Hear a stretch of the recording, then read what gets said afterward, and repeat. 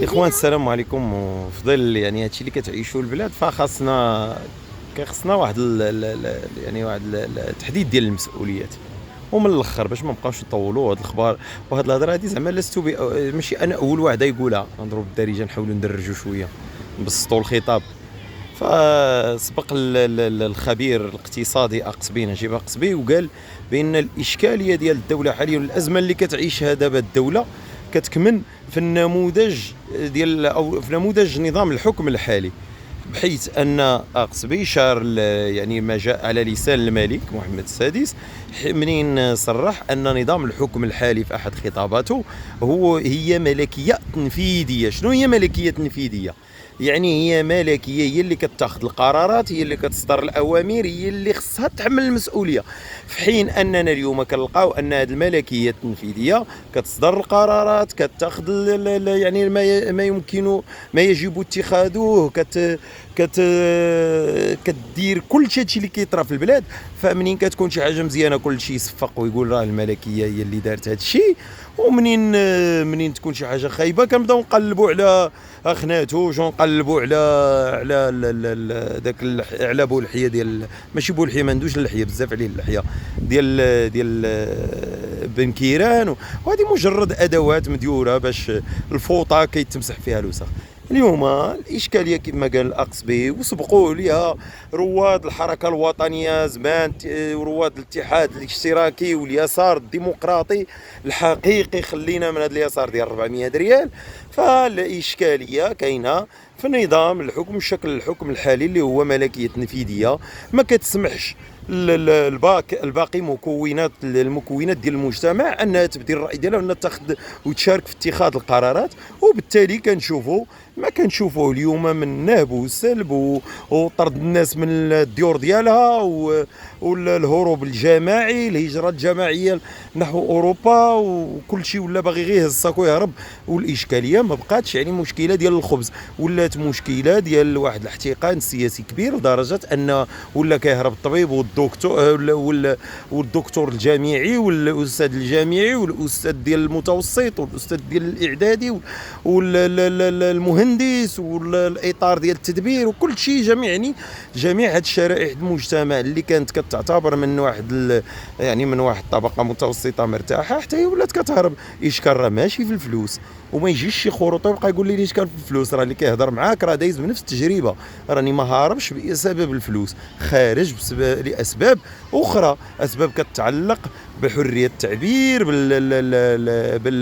بالعداله، بالمساواه، يعني مسائل حقي في حقنا وحقي في البلاد. اشكاليه كبيره. فنحطوا النقط على الحروف. وكيف ما قال كذلك الأستاذ الكبير الصحفي الكبير أستاذنا القيدوم الصحفيين الجامعي رحمه الله، فخصنا نسميو اشياء بمسمياتها، وكفى من استعمال اللغات كيف ما قال الاستاذ لغات مول المظلم وكذا. وخصنا اليوم نتحدثوا على مسؤوليه الملك كمؤسسه دستوريه تعتبر دستوريا، يعتبر الملك رئيس الدوله، عنده يعني جميع الصلاحيات كملكيه تنفيذيه، الامير الناهي، الامير المؤمنين، يعني الشان الديني كله كيتحمل مسؤوليته هو. رئيس المجلس الوزاري يعني الحكومه بما فيها رئيس الحكومه راه تحت منه القرارات اللي كيصدرها المجلس الوزاري هي القرارات العامه والسياسات العامه اللي كتمشى بها الدوله كامله كتصدر على المجلس الوزاري. وبالتالي فكامله هادشي اللي كنعيشوه فهو كيتحمل المسؤوليه ديالو رئيس الدوله.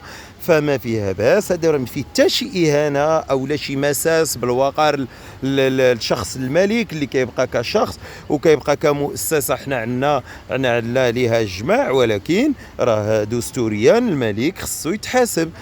طالع علاش خصو يتحاسب؟ لان اي شخص كيتاخذ القرارات فخصو يتحاسب. من كنقولوا خصو يتحاسب، كاينه المسؤوليه السياسيه والمسؤوليه الاجتماعيه والمسؤوليه الجنائيه كذلك. فهذا الشيء امر عادي. فالشكل الحكم الحالي كيف ما قال نجيب أقصبي كملكية تنفيذية راه لا ينتج الحلول بل يقود إلى أزمات متتالية. وانتم كتشوفوا كنخرجوا من أزمة لأزمة، من حراك الريف لجيل زيد، من جيل زيد الهروب الجماعي، والهروب الجماعي راه سبقوه هروب آخر وما عرفناش فين راه غدا. فاليوم أصبح يعني من لازم علينا وعلى الجميع أنه يناقش الأمور ويسميها بمسمياتها. حين تطرد الناس اليوم من أراضيها يتحمل رئيس الدولة في هذا المسؤولية. حين يعني يترك ساكنة مكناس بمدة شهر بلا حافلة ديال نقل المسافرين، بلا حافلة نقل الحضاري الطوبيسات، فيتحمل رئيس الدولة المسؤولية. حين تبلغ نسبة البطالة 13% ويبلغ عدد يعني ديال الشباب الغير المتمدرسين واللي ما كيمارسوا لا مهنه لا حتى حاجه، غير جالسين تالفين، يعتبرون قنبله موقوته ما عرفناش فين غادي تقود البلاد. فيتحمل رئيس الدوله المسؤوليه، لان النظام اختار الملكيه التنفيذيه يعني التي تتركز عندها جميع السلطات، والتي تعتبر نفسها الشمس وتدور حولها الكواكب كلها، بما في ذلك الإعلام والشأن الديني والأمني وما في ذلك. راه حتى الشأن الأمني اليوم منين كنتحدثوا على الاستقرار فما كاينش استقرار. طالما أننا كندوزو كنلقاو 5 البراجات في الطريق فما كاينش استقرار. في 50 كيلومتر ولا 40 كيلومتر كتلقى عرام البراجات، فهذا ما معناتوش كاين استقرار. فمنين كندوزو الإنسان كيخرج وخايف على راسو ممكن يتكريسا في أي لحظة، كلشي هز الكاطورزا، ما كاينش استقرار، ما كاينش الامن. فما من خصنا نسميو اليوم الاشياء بمسمياتها. طبعا في واحد الجو يسوده الاحترام والنقاش المحترم المتبادل والمنفتح من اجل الوصول الى بر الامان بالبلاد ديالنا. كل شيء حنا وطنيين، كل واحد كيفاش كيشوف الوطنيه من منظوره. غير هما الناس اللي كتشوف الوطنيه من منظور ان تركيز السلطات كلها في يد الملك فيه ضمان يعني الاستقرار. فاليوم ما بقاش اليوم من وجهة نظر ناس اخرين بينهم انا ما بقاش هذا الشيء. يعني الواقع لا يعكسه، الواقع كيقول هضره اخرى، الواقع يجيب، وبيناتنا الواقع وارض الواقع كتجاوب على يعني كاع هذه الادعاءات. اخطر ما كاين اليوم ويحيط سواء بالملكيه سواء كانت تنفيذيه او رئاسه حكومه او اي شكل من اشكال الحكم هما الطباله والغياطه يعني مفتيي وائمه السلاطين الجائرين الذين لا ينصحون بالخير، والصحافه الصفراء اللي هز البندير والغيطه وتنفخ. راه ديك كتزيد غير كتكره الناس لان كل شيء ولا عايق وفايق. ونتمناو ان يعني نشهدوا واحد الانفراجه سياسيه وحقوقيه على الاقل. راه الناس راه الا جاعت راه ما تهربش من بلادها، راه مولفين الصبر. راه المشكله راه هي الناس منين كتجي وكتخنقها هي جيعانه وعندها مشاكل وعندها الظلم وعندها الحقره وما قاداش تهضر، الا هضرت تمشي للحبس. راه هذا هو فين كاين الاشكال.